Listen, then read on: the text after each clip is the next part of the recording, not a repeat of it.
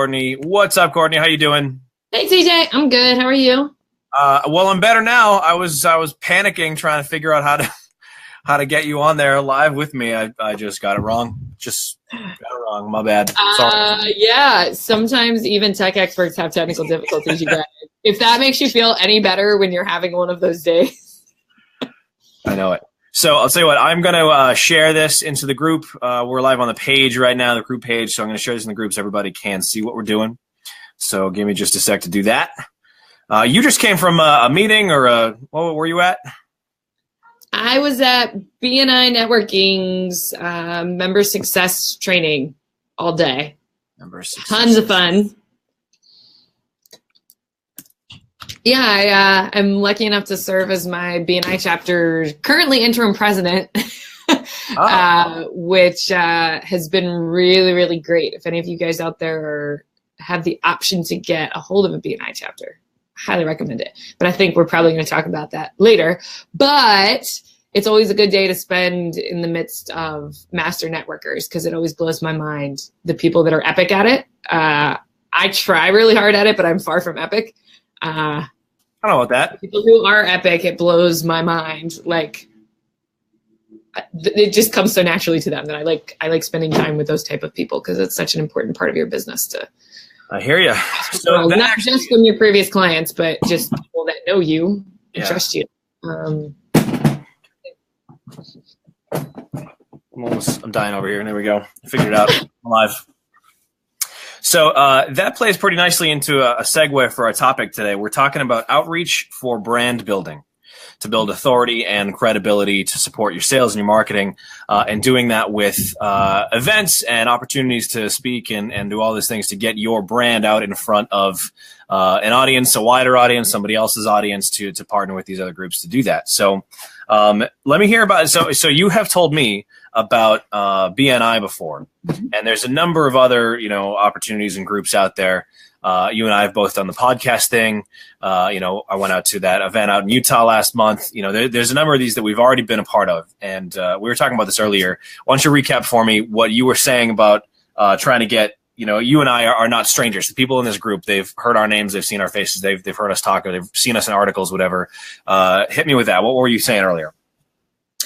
Yeah, I think we were talking about what we were going to discuss today, and the conversation always comes up about brand building versus marketing versus advertising, and are they mutually exclusive, and which one do I do? And our answer is always do all of them. But for the context of this conversation, what you and I were discussing was no matter what your product or service is, the first obstacle is getting somebody to know you, like you, and trust you. So if you're doing that through advertising, you're doing it through a Facebook ad or through, a Google click or, a newspaper placement or something. If you're doing it through content, you're doing it through really, really good, credible content and getting placed on credible people's websites and those types of things. And I know something that you and I personally do a lot of for our business is credibility building in our target audience, right? So, what you and I were talking about is, I don't know, I would be curious, we should do a survey at some point, of the number of people that are in this group. I think there's like 1,200 now. Woo woo. That had heard or seen our names before coming across this group. And because of that, and because we keep copping up and dropping value bombs all over the place, that there was a likability, a trustability to the people that were running this particular group.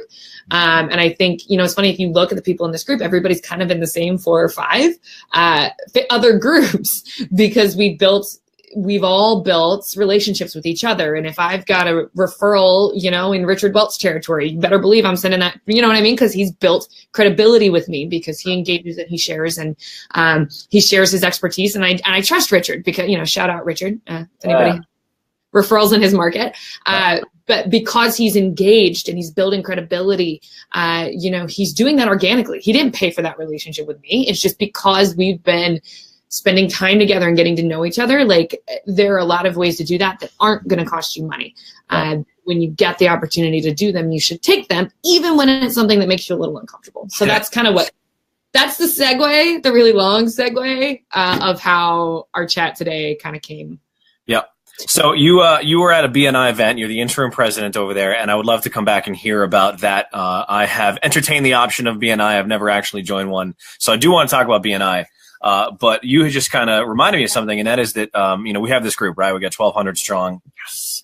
And there's 3 or 4 or 5 other groups that most of our members are also in.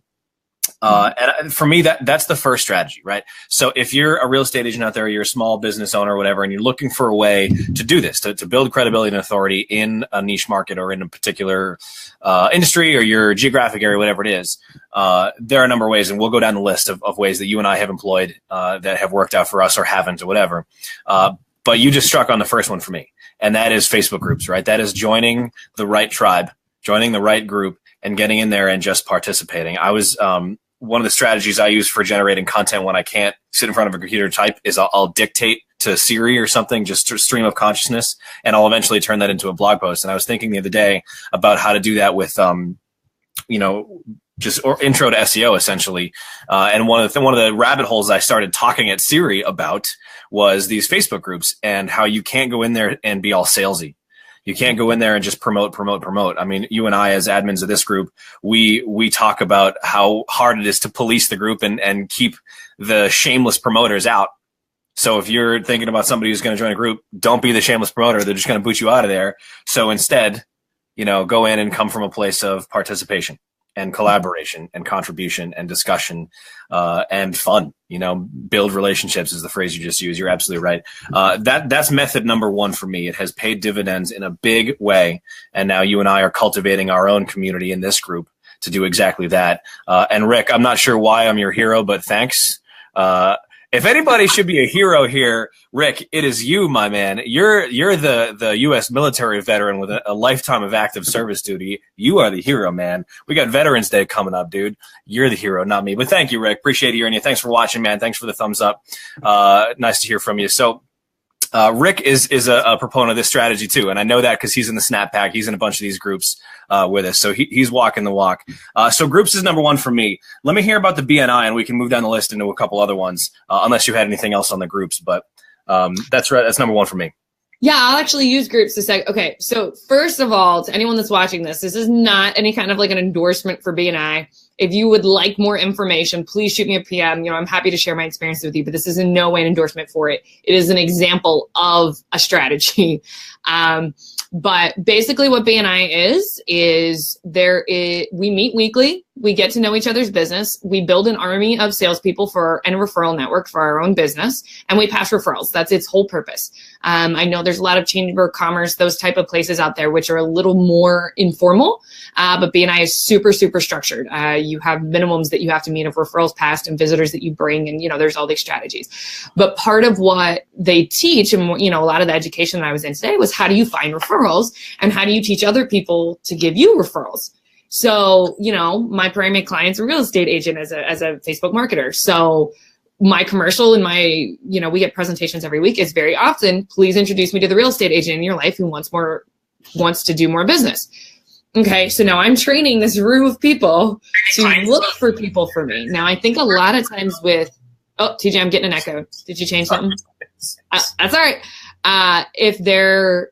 I think with real estate agents, the only referral source they immediately think of is their previous clients, which is a great referral source, but it's not the only one. Because unless you are persistently in front of their face asking for referrals, a lot of times those referrals won't come. So who else do real estate agents have relationships with?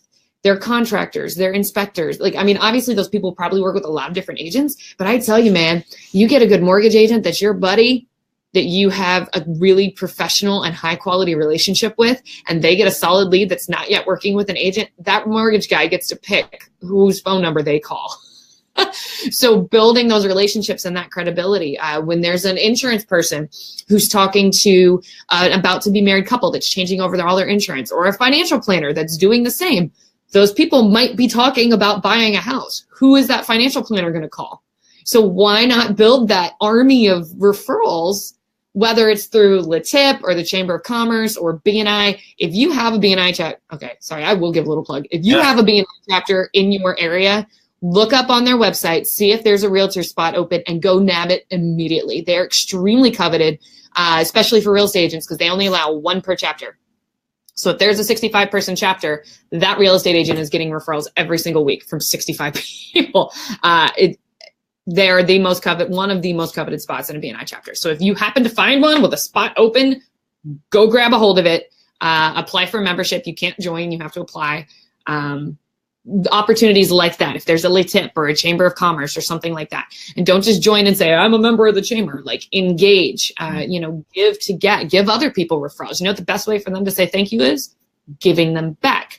TJ passed me a great referral last week that I immediately was like, hey bro, thanks for the referral. And that's something that goes back and forth between TJ and I pretty regularly when the opportunity presents itself.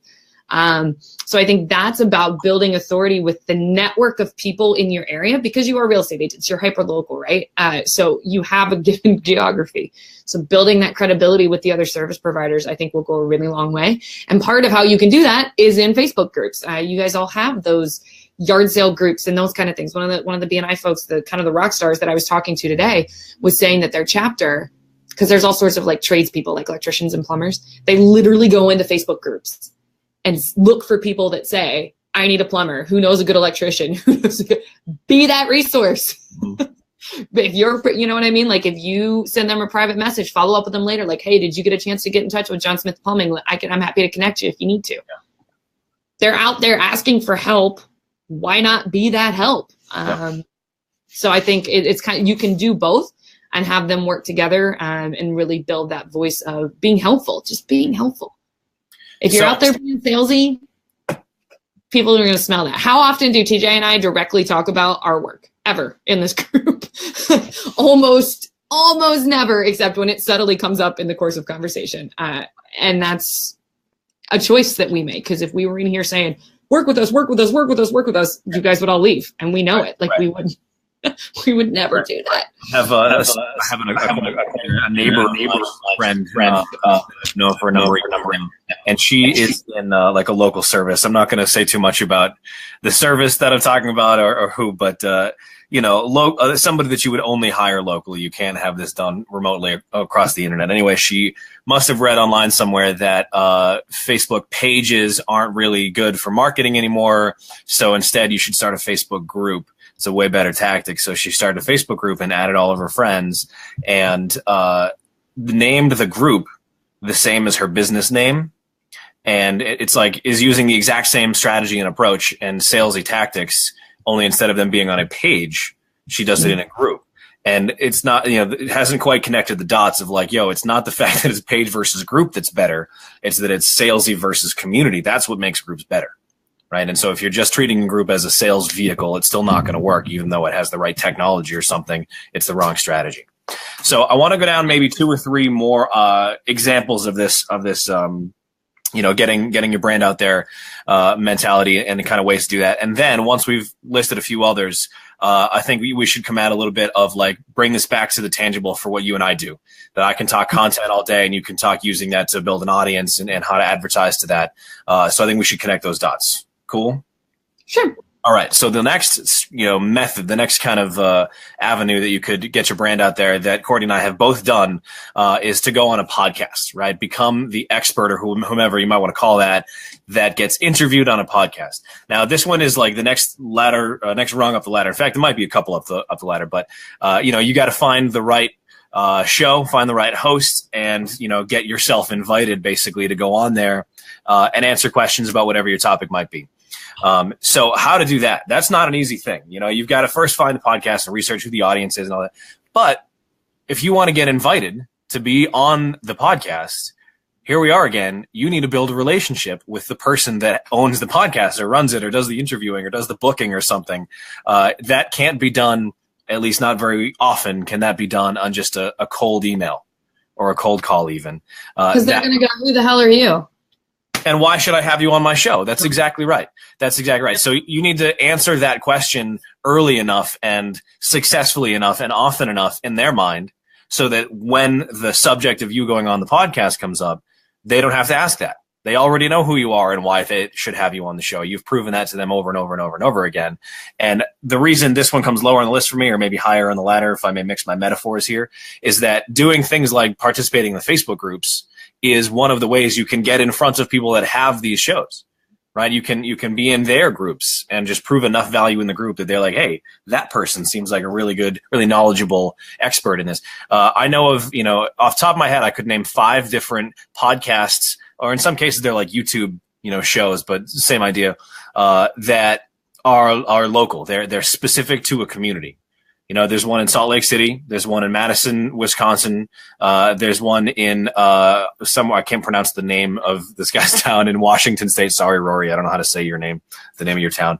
It was Staten Island, New York. So sometimes it's real estate agents that have the shows. Sometimes it's just local businesses. The chamber, if it's somebody that's active in a community like that, they will just be doing community type content. So it doesn't matter that you are a real estate agent and your expertise and your knowledge is geographic.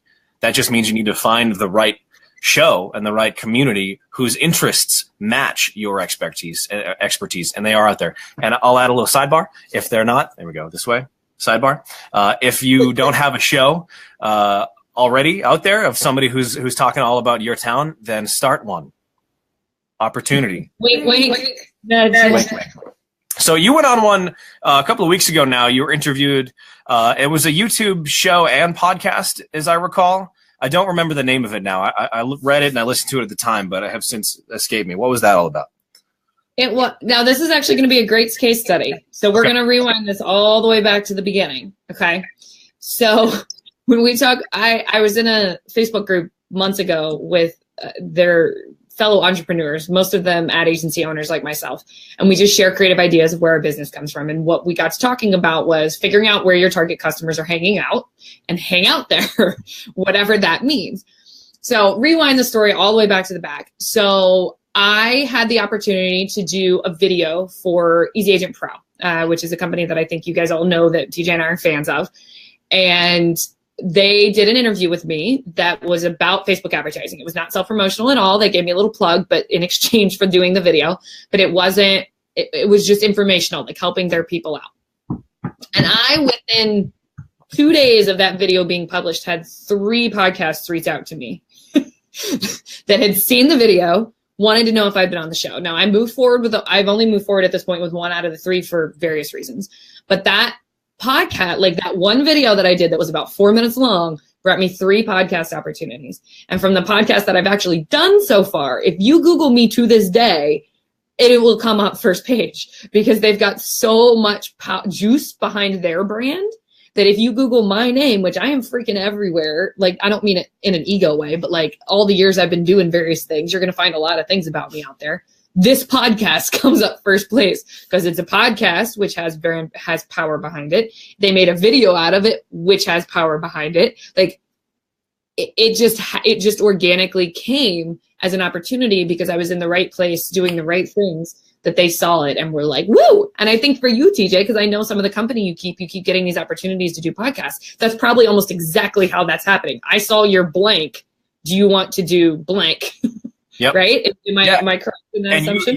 You live in the Keystone State, and I'm going to make a corny analogy here that I feel like there's, you do enough of these things, and eventually there'll be this one that becomes the keystone or the linchpin or the tipping point or whatever, the domino that knocks over all the rest of them, right? So for you, it was the Easy Agent Pro video, and now the podcasts come knocking, and you've got these other opportunities. It's the same exact strategy. For me, it was the Snap Pack, and my hats off to them, and my gratitude to Jason Frazier and the Snap Pack folks for having me on a video maybe a month and a half, 2 months ago now, and that opened the door to a number of other opportunities. That was the one that started the others. I've done the Easy Agent Pro one the way you did, but your topic caught fire with that audience a lot more, a lot better, a lot faster than my topic. That's a very ad-heavy audience. But that doesn't mean it was bad exposure. We still got in front of however many people are subscribing. Oh, yeah. Yeah. Well, and I think it's important too, and this is kind of like where we talk about Facebook advertising. There's value to it, whether a lead was generated or not. Right. With these types of things, the Mailrite podcast, which was an actual legit podcast, I can't point to a single business opportunity so far that I can say came from doing that podcast. Mm-hmm. However, because it's out there, it's now part of my credibility and it's part of my brand. Now, the video that I did for Easy Agent Pro, I know the dollar amount of how much business I've already closed because of that. You know what I'm saying? So it's but I think both are really, really valuable. Like as seen on MailRight, like that's part of my brand and my credibility now.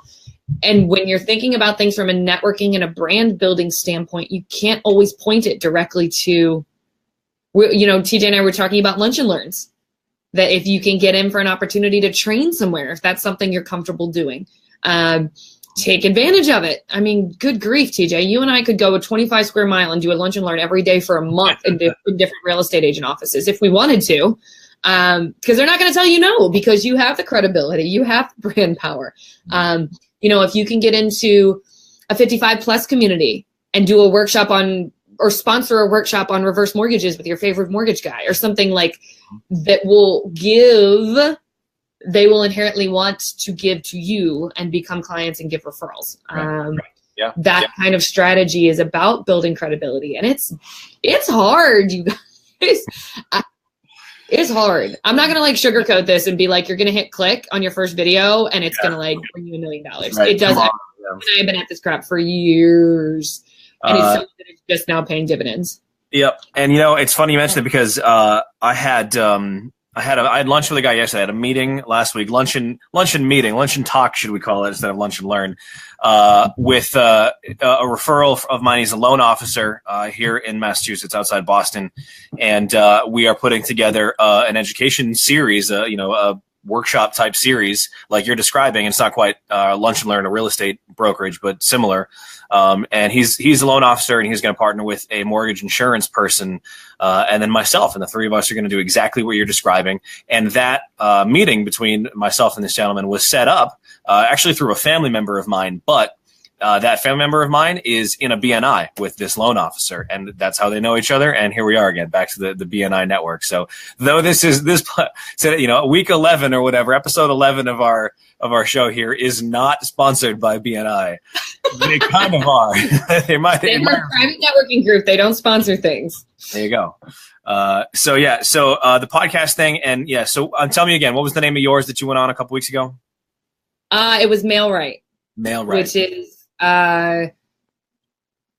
oddly enough does some similar things. The company that's MailRight sponsors the whole thing, and then they have a real estate agent that's their weekly guest that they kind of work on it together. So if you've got a vendor partner, somebody that you've got a good relationship with, you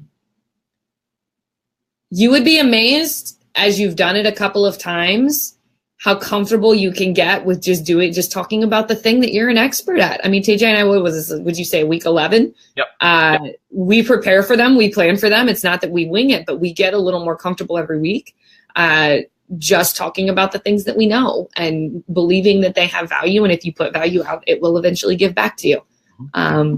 So you did MailRight, and you know what? When you mentioned it, I wanted to spot check you, and I Googled your name, and I do see MailRight. It doesn't come up number one for me. But I think it's number like 4 or 5. It's the YouTube video that shows up, and so does the Easy Agent Pro video that you did. That's in there, and then it's stuff like your LinkedIn and your website, whatever.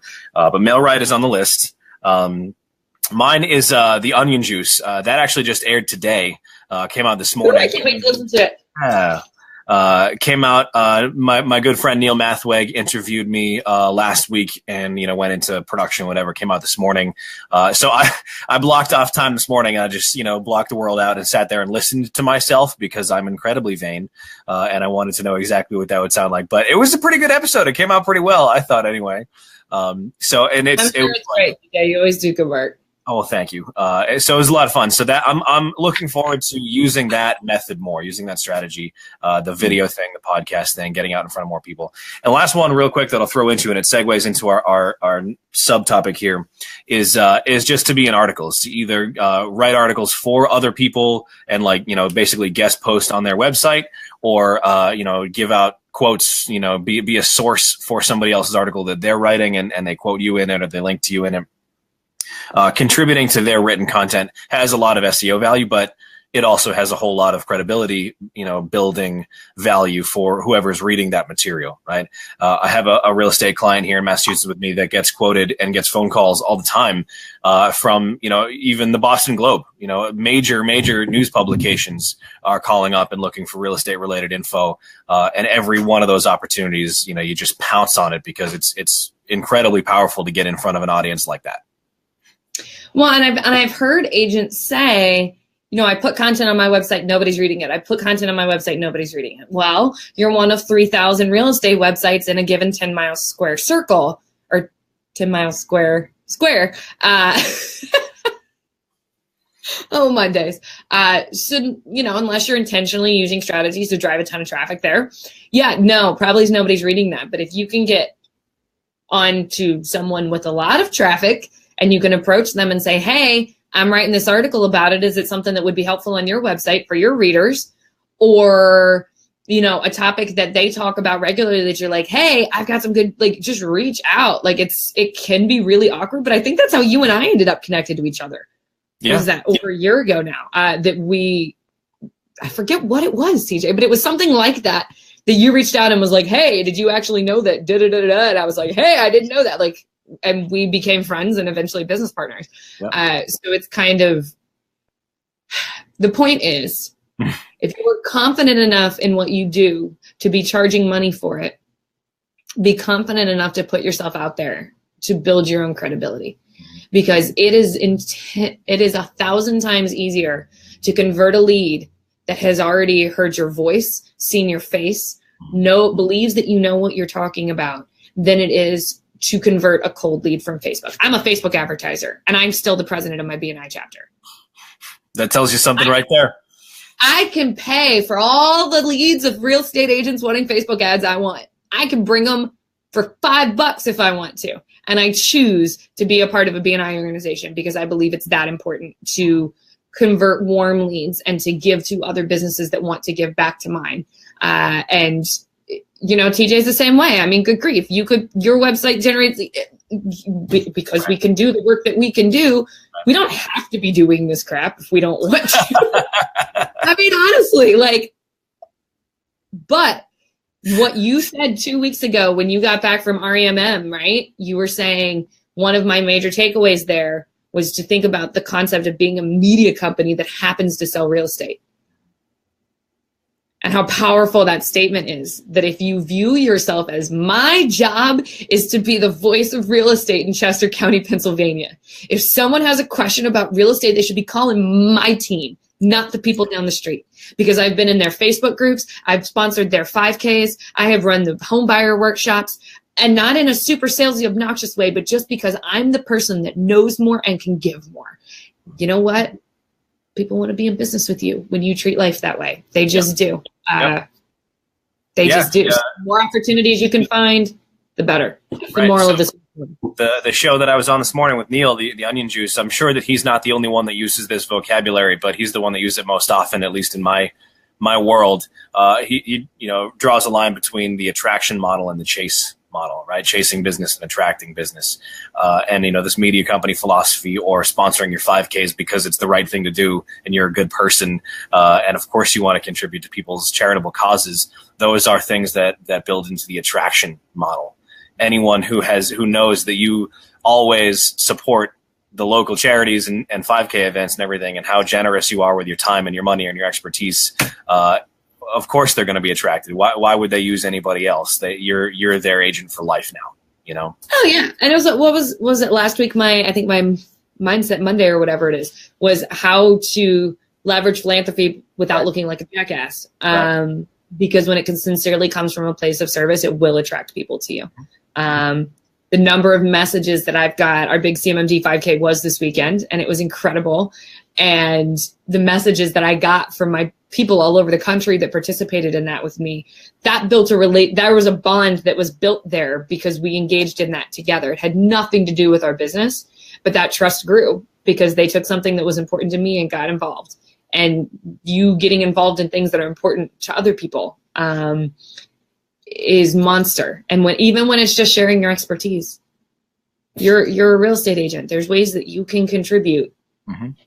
And that becomes part of building that credibility. It all works together. I feel like we end up saying the same thing every week, TJ. It's almost like all marketing goes together all the time, always. I think we need an official catchphrase. Yeah. We need to come up with something. Let's be good marketers and come up with an official, like, this is our philosophy. But like any good marketing team, work together. Like any good marketing team, we can't do it on the fly. We got to go back and research it and, pull some numbers and run experiments. And well, if I know you and TJ, there'll be 50 versions of it before we're at 2 a.m. beating up. Exactly. Google Doc at 2 a.m. All right. So I think we talked about events. We talked about podcasts. We talked about live events. We talked about using Facebook groups. Did we kind of hit your highs? Yeah. And the article, written contribution kind of stuff. Which is segues for me into my favorite spinoff for this is that anytime I'm an organic marketer, right? I'm a writer. Is a majority of what I'm doing is going to be just sitting in front of WordPress or something and writing material, and then all the research to go along with that, of course. But writing and producing content is a big part of what I do. So anytime I see an opportunity like this, like a podcast or a YouTube show or a live event or something, I am always looking for a way to turn that into written blog content. Right, turn that into something that I can like kind of spin in a way that will play well in a search engine. Right, so I could just write a news story, as it were. I could be like TJ Kelly featured live on this thing, but nobody's searching for that. So I put on my little SEO propeller head hat, and I think, all right, well, how can I phrase this in such a way that it can actually get picked up in the search engines and drive some organic traffic that way. So this is people always say like, yeah, I know I need to blog. I know I need to be hitting SEO and worrying about that on my website, but I don't know what to write about. I don't know what to add to my site. Well, this is a great source for that material. There's a lot of folks out there that don't like to write. All right, well, do you like to talk? Most people are pretty good at talking. Some people aren't.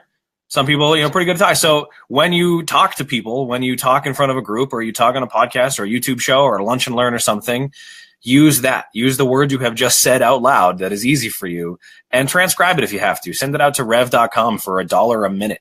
That stuff is super easy. You can go on Fiverr and do that very, very inexpensively. Hire some high school kid. Like if you've got a kid for prom. It's a perfect source for all your blog content right there. And just, have that transcribed or written up and you're done. It's a gold mine. So there's got to be ways to spin that in an advertising sort of a way also. To build an audience or what? So if you were me and you wanted to use this event to your business advantage, what do you do? Put on your propeller head hat and hit us with some Facebook ad stuff.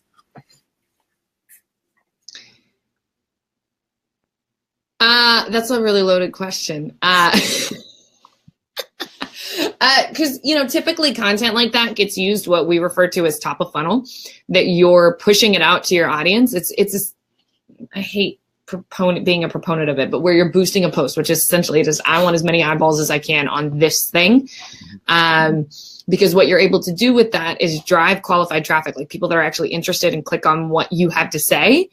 That first touch is not going to generate, but you can then retarget them. Like they create an audience of people like, let's say I wrote an article that was 10 ways to leverage your listing to get new leads online. That's something that I wrote. I spent a little money. I spent a little time. I wrote this kick-ass blog post. I should let you write that for me today. A guy. So let's say I wrote this. So I'm literally just going to run that as a reach and engagement campaign. I know there's not going to be any direct leads. There might be that they go into my website and they're like, wow, this girl's really smart. And they submit a lead. Probably not. And I know that when I'm putting the $100 behind it. But what I can then do is, okay, these are people who I now have identified as interested in Facebook advertising or digital marketing for real estate. So if I'm retargeting them, don't they seem like a better audience for me than any real estate agent in the United States? That's really powerful. And if you're an agent talking about 10 tips for first-time home buyers in Chester County, Pennsylvania, okay, people that clicked on that, guess what? Potential first-time home buyers in Chester County. Then you retarget them with more intentional campaigns. That is in a way to get people to raise their hand. I call it raising their hand. If they click, they've raised their hand. You now know who they are. Now they're not like a name and a phone number, but they're in an audience, they're in a bucket, and you can keep seasoning that bucket with whatever you want. Eventually, hopefully converting them into a lead. So if you've got a great sticky website, you're more likely to see those leads. But if it's, even if your only purpose is to build that retargeting audience, any piece of content you generate can do that. If you've got a site that's producing content for you, boost everyone for $20. Who cares? I mean, it's money, but like, you're not going to see leads off of that. Just remove that from your mind. That's not its purpose. Its purpose is to get the home buyers and sellers in your market to raise their hand. That's it. Get them to raise their hand. Yeah. Yeah. So now, question for you on Pixels, because you're the expert on this, but I know that I need one. I know that that's something that's valuable to me. I have one. I just don't really know how to use it. So this is in your ballpark here. Does that work only with like paid ads or boosted posts, or could that also be true of like an organic article or something that I just happen to share on my Facebook profile or page or group or something? Can I target off of that too, or does it have to be a paid click? Meaning, is the pixel recording that traffic? Is that your question? Yeah, and can I then go and build an audience off of somebody who visited this thing, regardless of if it's paid or organic? Yep. Yeah, okay. When you're in your custom audiences in your Facebook manager, your Facebook ads manager, there are probably 15 to 20 different kinds of custom audiences that you can set. You can set one, anybody that's engaged with your ads and posts. You can set one, any traffic to your website. You can set one that's traffic to a particular page on your website. If it's a very niched article, you could record an audience for that. Now, it's going to make they're probably going to be really small audiences, don't get me wrong. But even still, if you have this group that you're trying to build, all recording that kind of stuff is really valuable. So yes, wherever the traffic comes from, if they hit your website, it's recording that. Cool. Excellent. Because it's magical. Facebook Pixel is the fairy dust that makes it fly. So if you don't have one on your website, for the love of fairy dust. Love of fairy dust. Who doesn't love them some fairy dust, Right? So I start singing Peter Pan now? I saw something on Facebook today, I think it was, that made me think of you. You and I have done a call, like a Facebook message video chat, if that's the right terminology, right? Like it's a video chat like it was Skype or something, but it happened through Facebook Messenger. Mm-hmm. And you were speculating, or we're calling somebody else speculating, that we think Facebook is listening to that and is using the speech to text software to pull out particular keywords, and will then show you ads basically based on the topic of your conversation, right? Uh-huh. This is a pretty much foregone conclusion at this point, right? Like a nearly confirmed fact that this is happening. Oh my gosh, we could talk a whole hour on this. So here's my brief response. Well, so hang on, before we do that. Literally last week released a press release that this was not going on. No way, really? This was not happening, that we're conspiracy theorying it, and it's not really happening. So I don't know if any of you guys know the name Kat Howell, but she's my mentor and trainer as an advertiser. She's who I get all of my information and training from. And she posted this week, I was talking to a friend, not on Facebook, about this random destination that she wanted to go to a vacation. She had not Googled it. She hadn't looked it up. There was nothing about her activity online. She was not talking on Facebook Messenger. Nothing digital was involved in this conversation. She mentioned this random place, and she got a Facebook ad for it one day later. So all of those tinfoil hat wearing conspiracy theory because Facebook denies it. But it keeps, like, I've seen so many people being like, I was randomly talking about The Sandlot with my husband today, and then I got an ad to buy The Sandlot on Amazon. How did that happen?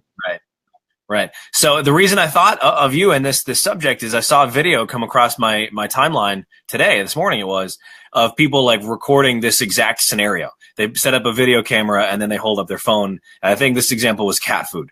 And like, we don't have any cats. We don't buy cat food. We have no reason to buy cat food. But we're going to talk all about cat food on Facebook Messenger chat thing today. And then voila, here come the cat food ads right there. So as I recall, you and I were talking about like goldfish and I don't know, Clorox wipes or something. I forget what the subject was. And I have not paid close enough attention to figure out if I'm actually seeing ads for that now. But anyway, just a funny thing I thought of this morning and put my tinfoil hat on, Yeah, I want to not believe it's true because it kind of creeps me out. Because so many of my conversations happen online, either through Zoom or Facebook Live or Facebook Messenger. Right. I bet it's all the wording. They denied it like in a particular set of I don't know, it's a particular wording. And if you read that like a lawyer, they don't want to go to prison for a Patriot Act violation. That's why. There you go. But how do they know you're interested in cat food? You've never searched for cat food, or they're just assuming based on your life, you must be a person that has cats. That would. They're like, you don't have a cat yet. It's time. It's time. Anyway, all right, we went down a rabbit hole here, TJ. All right, I think we have the moral of the story, which is it's important to build your brand, and we're not talking about a logo and a font. We're talking about credibility, and there are thousands of agents to choose from in your market. Why is somebody going to choose you? As you're doing your business planning for 2018, set some goals, pick a target podcast and say, I'm going to get to that freaking podcast and I'm going to be on that next year. I bet TJ and I both have, which I bet TJ and I both do for our businesses. Get there, set goals, be intentional with your strategies. I'm going to join a BNI group. I'm going to join the Chamber of Commerce. I'm going to sponsor 5 5Ks next year. Set goals. Like, don't just arbitrarily wait for these things to come to you. Go create opportunities for yourself. And the return will be there. And you'll in turn have the chance to help other people as well. So I like to think of it as networking. It's networking that in the modern age, it's not enough just to hand out a business card at a meetup. You've got to hand out digital business cards in podcasts and stuff. Yep, and leaving your little truth bombs all over the world. Business cards of wisdom.